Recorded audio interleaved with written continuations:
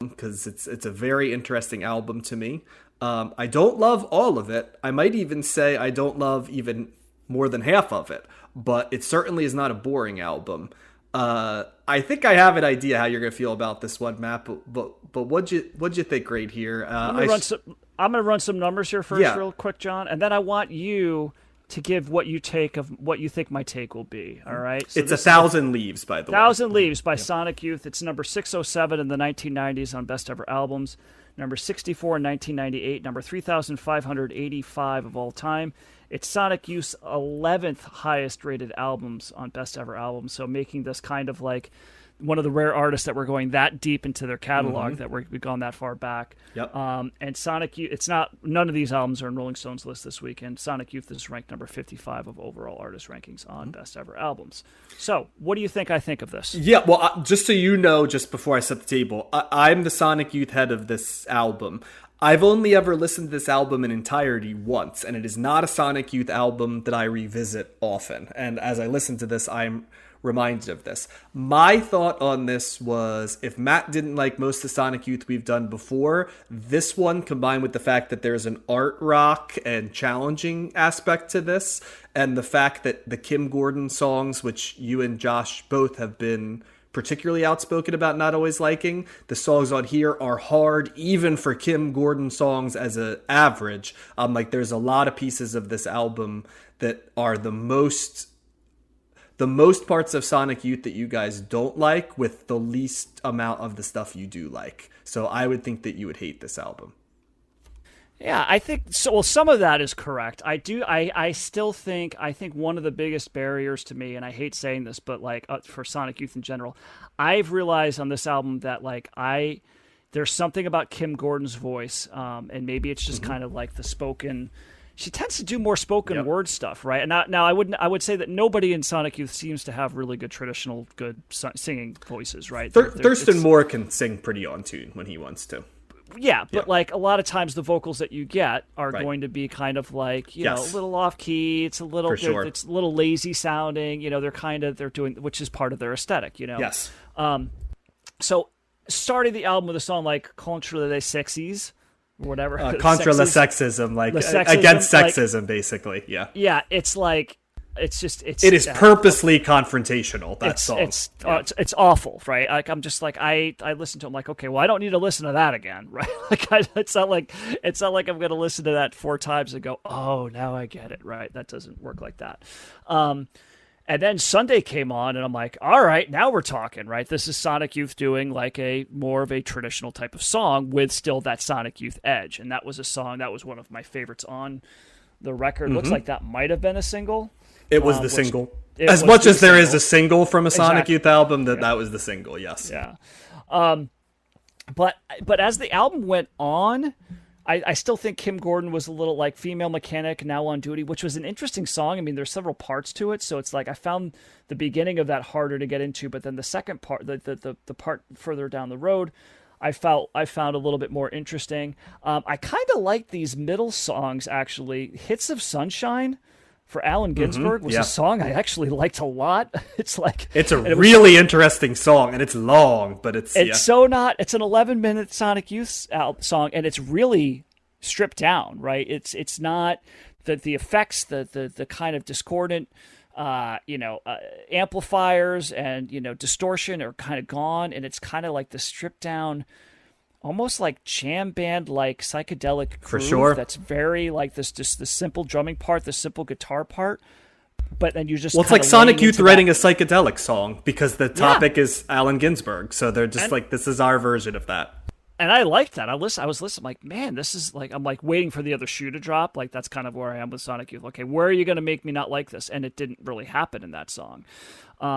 Karen Coltrane, the song that came after that, was another, that's like 9 minutes and 20 seconds long. And early on, they really kind of assault you with some like discordant guitar notes that are almost like, oh boy, actually the first It's supposed to be free jazz is kind of what they're going for with that. Okay, so I could see that. Yeah, so the first time I listened to that song, I was actually outside doing a little bit of yard work, and I had it on my Bluetooth speaker, and I was just like, it was super hot out, like it's been hot this week, and it's like those guitars came on. I'm like, I can't do this right now. I need Beck. I need I need something that's a little bit more upbeat or whatever, So I wasn't feeling that. But when I listened to it in a different context later on, yeah, that part's still not my favorite, but it's not like they laid into that for 9 minutes. That was just like a minute or two, and then they kicked into something else, and I'm like, okay, I'm finding the groove here.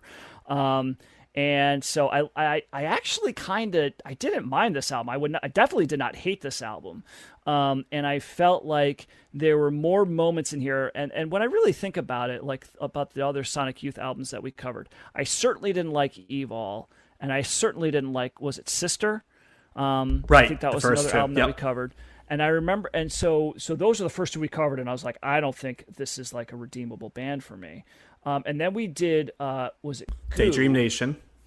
We did, which was Goo first or Daydream Nation? Daydream Nation. Daydream Nation. Okay, so Daydream Nation, I remember going, okay, I kind of like this, and Goo, I kind of liked elements of that as well. Once you get to Goo, their major label, right? So Goo and Dirty were their major. They were their attempt to be more mainstream. Right, and Daydream Nation is like them moving out of more fully experimental and straddling the line of slightly more accessible song construction. I'd argue that Sister has some accessible stuff on it, but EVOL definitely is. I mean, maybe if I go back, but I remember really struggling with both of those. But other than that, like I think the other three that we've covered, there's definitely there's things here and there that I liked, and I think I even went so far as to say, like as a whole, I thought Daydream Nation was a pretty decent record. It's the understatement of the year. I mean, for someone that doesn't like Sonic Youth, though, that's someone that really struggles with their stuff. I remember being liking that record. And this one is more inconsistent. There's certainly parts here that I'm like, okay, I don't need to do any more of that. But Hoarfrost, Wildflower Soul, Hoarfrost, like I remember kind of liking both of those records.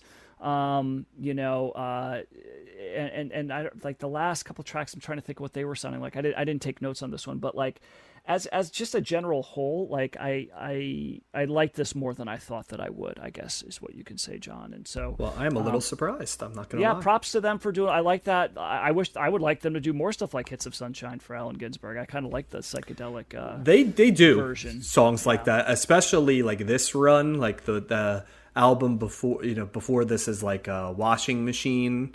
Was before and Experimental, Jet Set, Trash, and No Star. Those are the albums in the middle 90s. It's actually the Experimental, Jet Sets first, and then Washing Machines next, and then this one closes the 90s. And then, when they stay in kind of this lane, if you like it, in the early 2000s. So New York City, Ghosts and Flowers. I actually think an album you would like better than I do. Murray Street and Sonic Nurse. I think we're going to do Murray Street, and then they end with Rather Ripped and The Eternal, which go more into mainstream. Yeah. Well, fun fact, Murray Street is the only Sonic Youth album that I ever purchased. Okay. And I think I just bought it because I was like, I don't own a Sonic Youth album. They have a new one coming out. And that's another thing. Side note, I've realized this more and more. Like, in my history of buying albums, I would hear a song by a band. We're actually going to cover this next week as well. I'd hear a song by a band, and I'd be like, all right, somebody would tell me something about a band. And I'm like, oh, I really like that. I'd like to get into them. And then I would buy their newest album, right? Rather than buying the album that the song came from, or like what the stuff that they became known for. So I have like several albums in my collection that are albums that like past the prime of the band, when I'm like, I should have just gone back to the catalog and started there, So that's just kind of a funny story. But like Murray, actually, I don't know. I haven't listened to Murray Street in a while, but there were elements on here that I found myself liking that what I remember liking on Murray Street. So I could be wrong. I could go back to that. Well, I'd say Murray Street's a lot more accessible than this album. I would say. And when we use the term accessible with Sonic Youth, Goo and Dirty, if you're gonna, and probably Rather Ripped, which we're gonna do later in the Eternal, those I would say are the four most accessible Sonic Youth albums. This one, while not quite as avant-garde as like early Sonic Youth, right, or some other Experimental, Jet Set, Trash has a lot of stuff like, the song that everybody knows off that is Bull in the Heather, but then there's other different stuff. The first thing that comes to mind on this album is the Kim Gordon tracks on this are very confrontational, whether it be Contra La Sexism, Female Mechanic, Now on Duty, French Tickler, Snare Girl, they're Ineffable Me, right? They're all, everything she's on.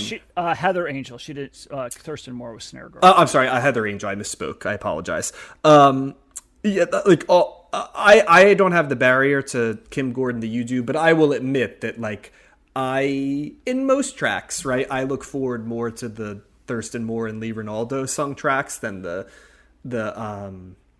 Kim Gordon ones. But there's Kim Gordon tracks that I do like quite a bit. Like, Cool Thing is the one that I think everybody, if they're gonna pick a song, right, for Kim Gordon, that's the one that I could tolerate it on that. Yeah, that one's good. Yeah. So, but on this one, she seems to very much be going for how do I think like every album Sonic Youth has in their mind what they want to do, and clearly this is like a return to our more experimental stuff, and let's go long form. Let's just sort of delve into, this is our version of free jazz in Karen Coltrane, this is our version of psychedelic in Hits of Sunshine, right? This is our version of like punk rock sound and like the Ineffable Me, right, and stuff like that. So I feel like they're more freeform. I know that this is when they like built a studio and they kind of recorded on their own timetable, so they just allowed the stuff to kind of come out more art rocky. So they were returning back to that after kind of realizing like we're not going to be like a mainstream band. It's like, in the absence of that, we're going to go back to like what we're going to do.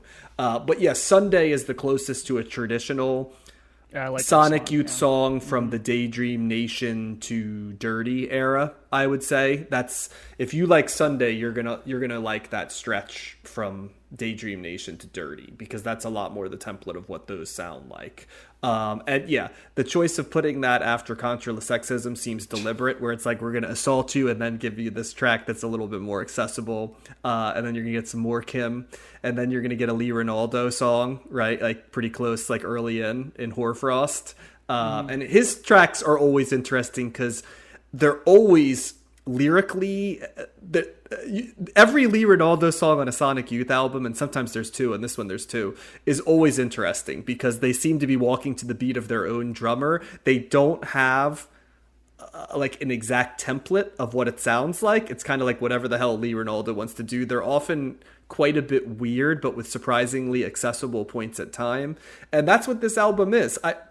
I don't even want to use the word inconsistent, because when you're dealing with something like this, which is like a pastiche of different stuff, the whole idea behind that, right, is to be inconsistent, like palette, right? Because they're not looking for like a consistent mantra. They're looking to do a lot of different things. And when you're doing that, it's hard for everything to hit.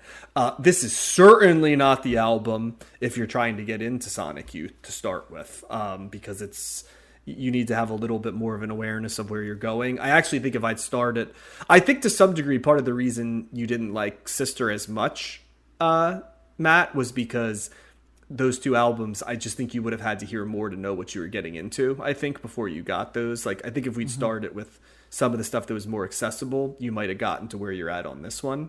But there's gems all throughout this. And the takeaway is always, there's so much interesting stuff that Thurston Moore and Lee Ronaldo are doing on the guitars here, and the blending of sounds and the chord choices they make are always very interesting, and they're really good at setting a mood on a song. Like, you get a real sense of place on these songs, and that's where I say the album Sister just feels like the fall. No matter when I listen to it, it's like the fall, right? The setting, the chord choices and the songs are just there. This one, I'd say, like 1,000 Leaves, you'd think it would also be like a fall sounding album, and it certainly is more than the more accessible albums. But for this one, with the Kim Gordon one, I feel like more that I'm attending like almost like a spoken word, like subversive lesson with the stuff that she's doing. With Lee Ronaldo's tracks, I get the fall vibe, and with Thurston Moore's tracks, I feel like I'm getting an insight into like whatever he was listening to at the time or being inspired by. So it's almost like I'm listening to albums with Thurston Moore and him just doing his version of, what those songs sound like. So when all of these guys and girls are doing art projects together, it makes for such an interesting pastiche. And that's why sometimes on Sonic Youth albums, it'll say, oh, this one's like a Thurston album for me because I'm vibing with what he's doing more than the others, right? Or this is a really good Kim album, right? And, the lead tracks. And in that sense, it's because they all do different stuff. It's sort of the same vibe, Matt, to like the Beatles, but the Beatles were kind of all doing the same thing. Whereas on an album like this, right, they're all doing different things. So I think that might be a little of what you found. It's like, okay, I know I'm not going to like the Kim Gordon stuff, so I'm going to lean more into the other stuff. And hey, there's a lot more stuff that I like on this. So yeah, Josh would hate this album. I think that's safe to say. Yeah. Yeah, it's overall, I mean, I don't know if I would go back to this, right? So if that's what I'm saying, like, is that really a thumbs up? Probably not, but I think there's songs on here that are thumbs up worthy, right? This is another one of those I could take like a couple of tracks from this and put it on a playlist and be fine with it, but listening to it as a whole might be a little bit of a barrier for me. But there's also a certain like the way that they tune, the way like when they play a chord, it's like that's Sonic Youth. Like it's it's a distinct, and it's not even the guitar tone, which there's certain guitarists out there that as soon as you hear the Edge play, you're like, okay, that's the Edge, right? With the whatever effect, nobody uses the effect that Edge uses, right?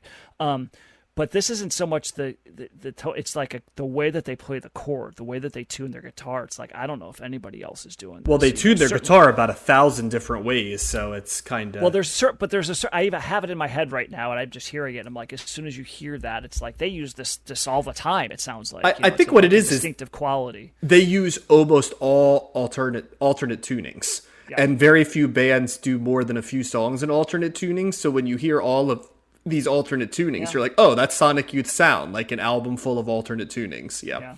So that's how I'd describe their guitar sound. Because if you're just like, what's the tuning? It's like, good luck. Like, take every song they do. Because famously, if you look at those things online, right, of people trying to play, like bassists or guitarists and stuff, famously almost no one does Sonic Youth because they're like, how the hell does he make these sounds, right? Stuff like that. So yeah. So if you were to type in play Sonic Youth guitar parts, right, there's a few brave people doing occasional songs, right, but a lot of them are coming from like Dirty and Goo, right? Because that's or rather ripped. It's like trying to find out what the chord to like what is it the opening chord to Hard Day's Night is like. Nobody knows what that is, like so. But like Good Night playing stuff on EVOL and Sister, and I will say of the Sonic Youth albums we covered, this is my least favorite. The albums we've covered before, which just for those listening are EVOL, Sister, Daydream Nation, Goo, and Dirty. Those are the first 5. This is our 6th. I would say go from like all-timers to me to like very high like all the way to comfortable thumbs up, which is where EVOL, which would be the next lowest behind this one was. But I like EVOL a lot more than I like this one. So in fairness, I wouldn't say this is a Sonic Youth album I go back to a lot, but there's always something interesting in a Sonic Youth album. And I can just listen to a Sonic Youth album just for the weirdness of the alternate, tunings. Like that alone can keep me interested. So for what it's worth.